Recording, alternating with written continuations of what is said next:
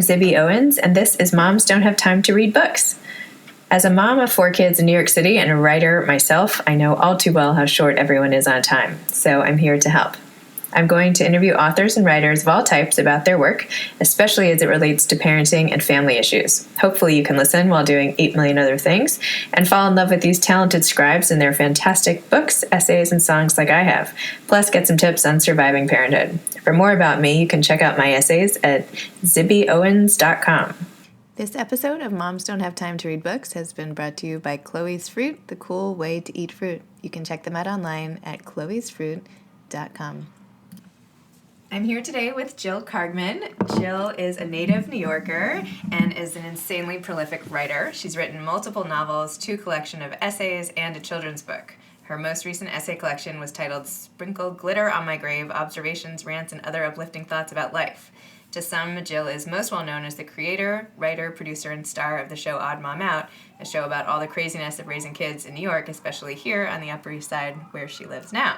So welcome to Jill. Thank you, Zibby. This is fun. So Odd Mom Out was an offshoot of your hilarious novel Momzillas. I'm a native New Yorker and Upper East Sider too. What were the things about the Upper East Side that you were like, I totally have to write about this? I feel like the second I shout out my kids, I started collecting anecdotes of just crazy shit that people would say to me that you can't write, such as my kind of patient zero Momzilla person was like, oh, my kid came out and got all 10s on the APGAR scores. And I was like, doesn't that mean like your heart's beating? It's not your SATs. It's vital stats, you fucking weirdo. But she was bragging like the bar was already started. Someone had headphones on her belly at my gyno's office playing Mozart. And she said, apparently they, become smarter if you play Mozart in the womb. And I was like, dude, you're fucking crazy. Like, why don't you squat and poop out your kid first before you start like getting competitive about your fetus? It was so psychotic, but I knew that this was going to be something that was going to either drive me nuts or make me laugh, and I sort of opted for the latter. That's awesome. So what was it like to realize that in New York it's such a unique parenting situation? Well, I grew up here as, many people like you in the 80s, and so there was a conspicuous consumption, but I feel like there was more embarrassment of riches. Like a girl in my class at Spence would have her limo drop her off 2 blocks from school, and now they're like rolling up with the SUV and the driver, and everyone's talking about wheels up in their homes, and that really worried me because that's, even though, I was in that Gordon Gekko age, it wasn't like cool to talk about your golden gooses when you have like a size 3 shoe.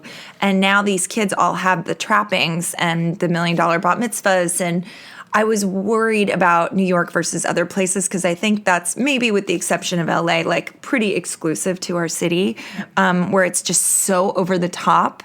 And when Ivy was about 2 years old, we were outside school and she was staring at all the moms who were really nicely dressed. It was like a catwalk at pickup. And she said, how come you're the only mom at school without red bottoms on your shoes? And I was like, wow, you're so observant. But then I was also horrified. And I realized, I had to kind of explain very early to my kids. They say like, it's never too young to talk about drugs. It's also for us, never too young to talk about logos, conspicuous consumption, bragging, just sort of listing all these things. And some of them are so innocuous, like they don't know better, like some of the kids. But I had a little kid come to my house and we ordered sushi from like some joint on First Avenue or whatever. And the kid took a bite and she goes, it's no haru. And I was just like, fuck you, you little shit. But I said to my daughter after. At least it wasn't Nobu. I know she didn't mean it.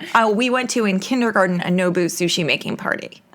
Yeah. So, but I said to my friend, to Ivy, I know your friend didn't mean it, but that comes off as like very spoiled to compare. Wherever you go, you just say, thank you so much. It's delicious. But I'm just obsessed with my kids never inadvertently or otherwise like saying anything about anything that could be perceived as braggadocious. But they don't, we don't go to the Hamptons. We don't have a country house. So they don't, but that's come up. Like, why don't we have a country house? And I said, well, mommy doesn't drive and she hates the country. So, I mean, it's just different strokes. But I think these kids have to be really aware. You have to bend over backwards to really pound the values into their skulls, because otherwise, just by immersion and osmosis, they go out with these kids who are, Sadie's almost 15 and people are like slapping down black cards And I just said, that's not how this is going to go. You know, you're going to have a budget, and this is not how some of your friends might operate. And then how did you go from observing all this to figuring out how to write about it in the best way? I don't know. I feel like because I kind of had one foot in and one foot out, I was often a loner mom, and I didn't have any friends with kids at first. Now all my best friends have kids, but they're younger. Mm-hmm. So when I had Sadie, I was the only one who had kids. And so I had to just sort of like be the nerd in the corner, and a lot of the people that I met came up together in like Lamaze or law school or whatever the fuck. And so they had a kind of a clique mentality group thing, and they had baby groups, and you know, I was just like had this kid on my hip and showed up, and so I was just automatically, I've never been a wallflower for sure, but I would just, because I wasn't in their group, I would just observe and hear how the kids spoke to each other, and I was kind of taking mental notes pretty quickly.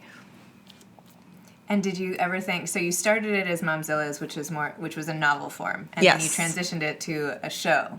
What was it like doing the two different formats for the same type of material? It's such a great question. I found it so liberating. In the interim, I had done the essays that you mentioned, and once I started, I couldn't stop. I now don't think I will ever do fiction books again. I don't mind writing for TV that way, but for books, I feel like I was really just me hiding behind the characters, and it's so much easier to just be me. You know, I don't have to say like, oh, this is this character's way of doing this. I can just like breathe it out.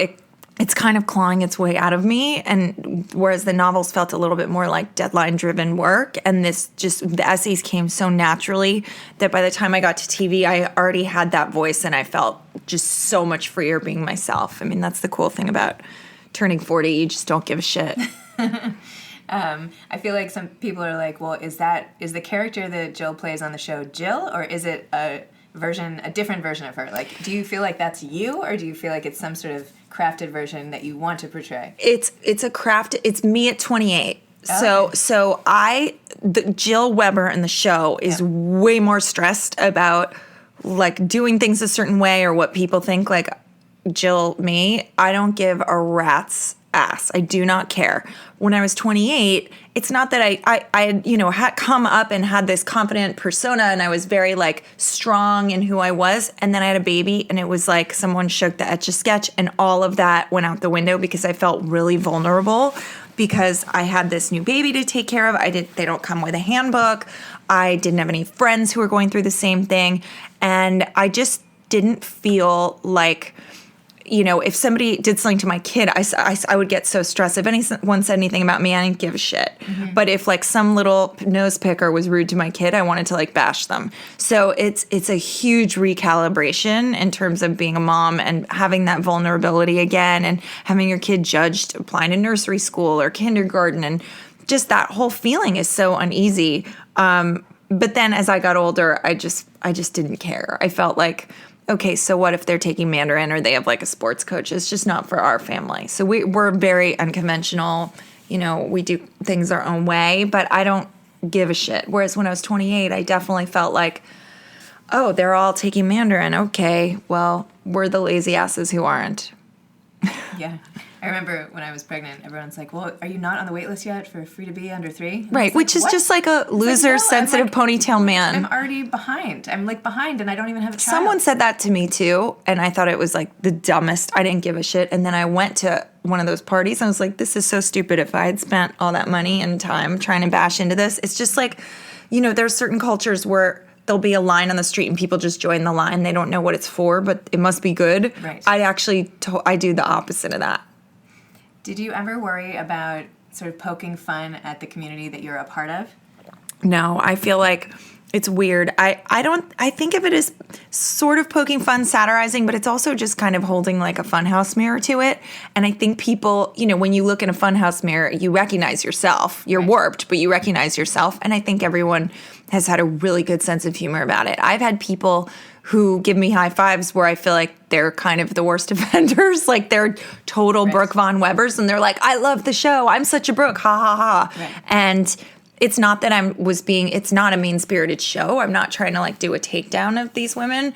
I found it kind of funny and cool that they had such a sense of humor about themselves. Or what's weird is they'll say, oh, I love how you portray so-and-so. And I'm like, that's not her. That's nobody. It's not even a composite. I just came up with this character, but it's a type that everyone recognizes even outside New York. I get emails and letters from all over the country, even in really small towns. And what's really interesting is that our community, you know, people live in these buildings. And so it's a little mysterious. Like, you might know what a nice building is, but it's not the same thing as seeing like the huge white house with the picket fence. And so in the rest of America, I think they're even more aware of those kinds of assets and trappings. And even worse, they have one school, they have one, you know, market, and you have to see your mother-in-law every day. And it's just not the same anonymity that New York affords. Yeah, it's good to have it does have some benefits. Yeah, for sure. How was it for you when you went from being a writer to being on air, and now you're this public persona? What was that like in your life? It was weird. It didn't matter at all to me.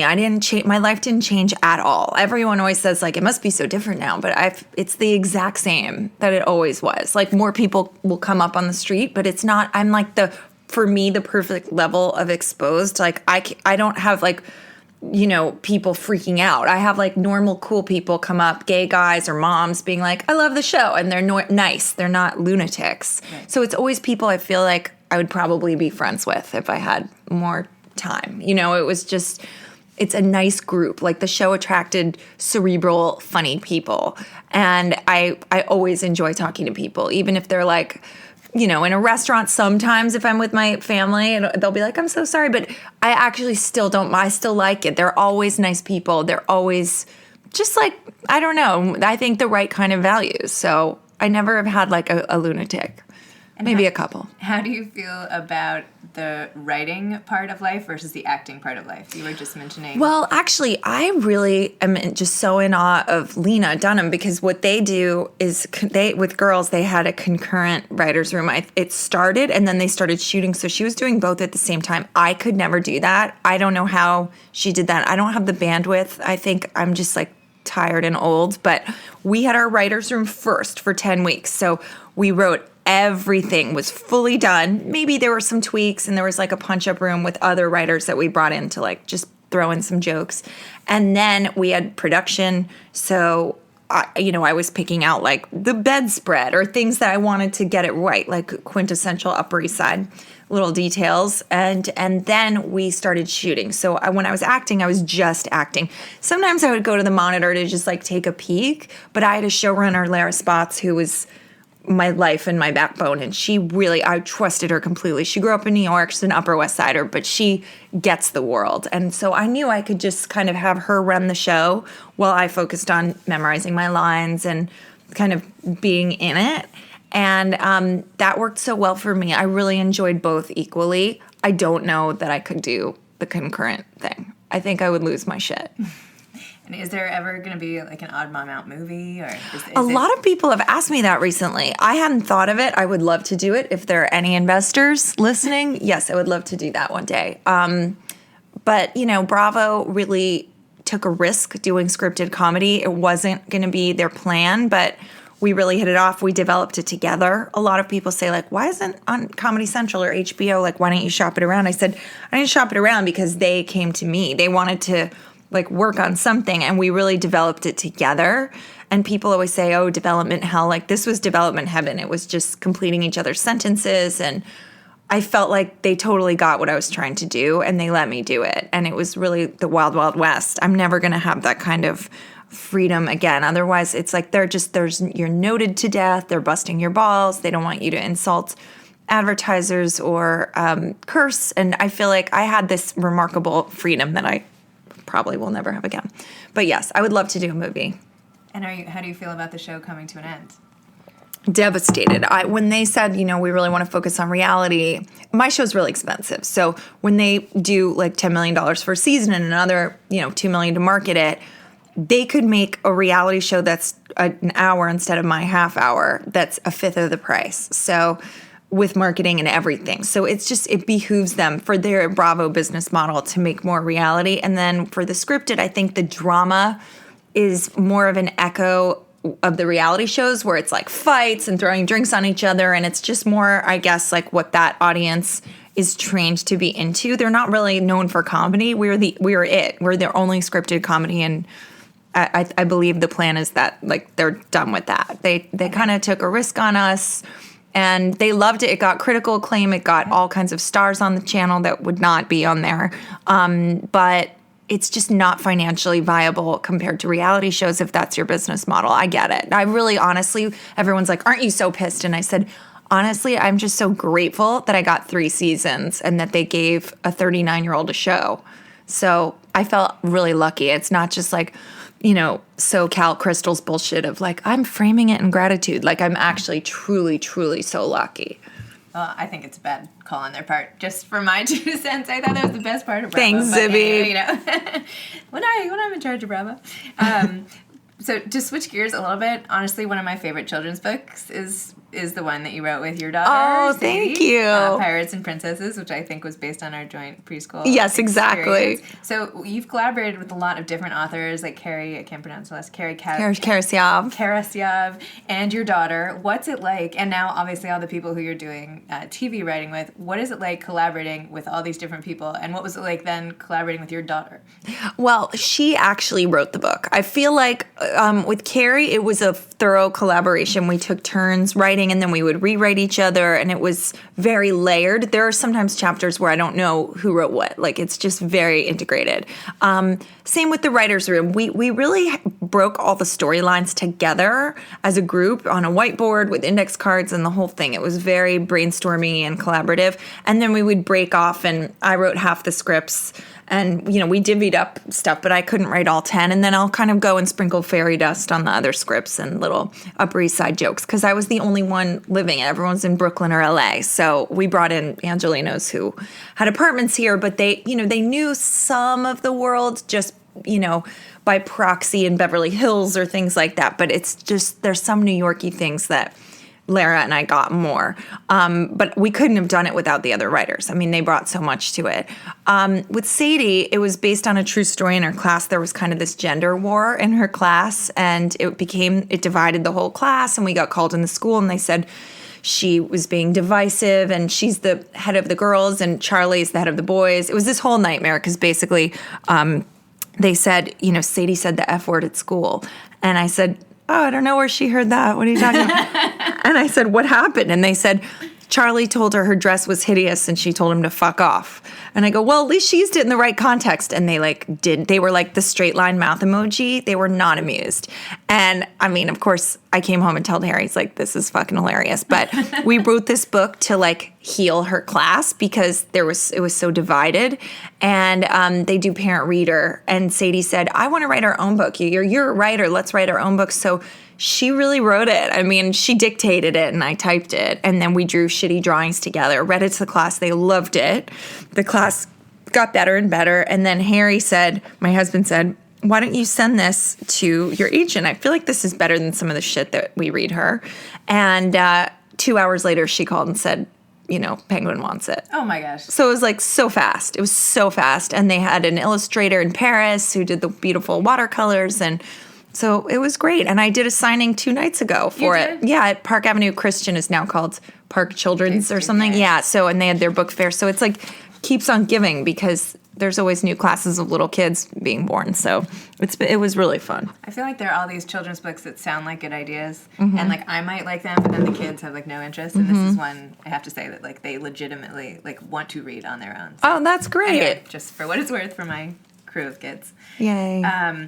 Before we started talking here, you were telling me about your favorite books of the moment and how you haven't been able to find time to read as a mom. Tell me about what books you're reading now and what you really have loved to read. I am obsessed with Daniel Silva. He's an author based in Washington, D.C., and he has crazy CIA sources or something because he knows so much. Basically, it follows this one character, Daniel Silva's it's his version of himself, I guess, called Gabriel Alon. And he has, I'm have a crush on him. He's this hot, older guy, and he has bright green eyes. And he's this fresco restorer of Renaissance ceilings in Italy and is the most in demand in the world. But really, that's just a cover profession. He actually is so talented and is the best at it. Really, he's an Israeli spy.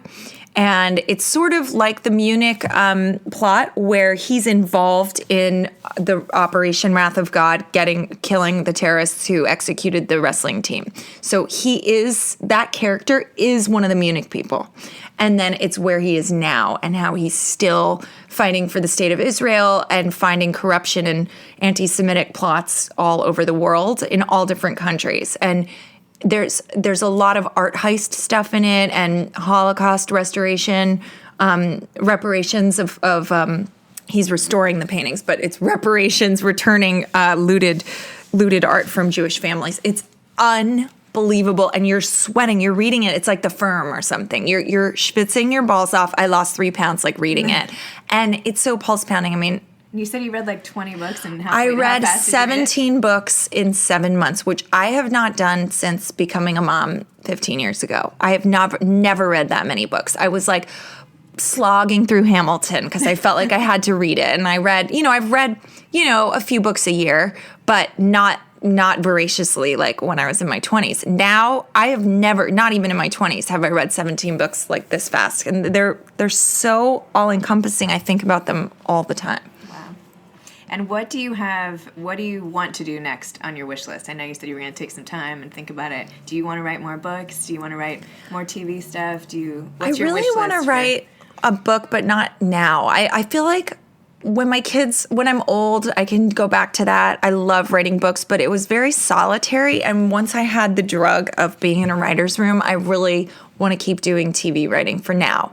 But I also love acting. I feel like I don't want to just like go be an actress because certain roles have come up that, for experience, quote unquote, but I just don't want to do stuff that's not my taste. Like I'd rather just not work than do like crappy things. But I'd love to write another show and act in it as well. I just don't know what it's going to be as yet. But in the meantime, I would love to, pursue other acting things that are cool or, maybe like work on a movie rewrite or something like that. Like there are jobs that come up from time to time where you can just like polish a script and put your jokes in it and stuff like that. Little projects that have a short time span. But yeah, we'll see. I don't know what the next year will bring. I feel like I want to just sort of go with the flow and see what falls in my lap or what low-hanging fruit there is that I can go for. Because with 3 kids, I can't really be like, oh, I'm picking up and moving to LA to like pursue this job. Like I'm a New Yorker. I don't drive. I don't function well out there. I visit a lot, but I'm not so committed to being a screenwriter that I'm going to move out there or really like pursue it the way a hungry 25-year-old would. I'm not that hungry, I guess. I'm lazy. How have your kids responded to what you've put out in the world so far? They love it. I feel like they love it. They're super proud of me. I think Sadie was really embarrassed that I had like my butt out on the show and like was dancing with my cellulite, but I saw it as like a moment to say like, I don't give a shit. I have 3 kids. That's what you get. You get cellulite, and it's totally worth it. And I don't care. And by the way, if I saw Mom doing like an underwear dance party on TV and she had like perfect thighs with no cellulite, I'd be like, fuck you. That's so bullshit. You got lipo. I can't believe you guys even are critical of how you looked in that episode because I would like love to look like that. So, I'm glad your Sadie's not looking at me dancing around is all I have to say. What about other people out there who are dying to write something, be writers, be authors? What advice would you have? I always say just write it. I feel like this is such a new age, and I'm really lucky because I came up at the beginning of the internet, so I was always writing. I think a lot of people in the olden days, they had the typewriter with the stack of typed paper. Now you can just hit publish and have a blog. You can get a following. You can make a YouTube movie. People make shorts. I mean, I just was posting a guy in my crew from Odd Mom Out wanted to be a director. He made a short. He now has 1 million views. Anyone can just create their own stuff now with iMovie, and I feel like do it, write it.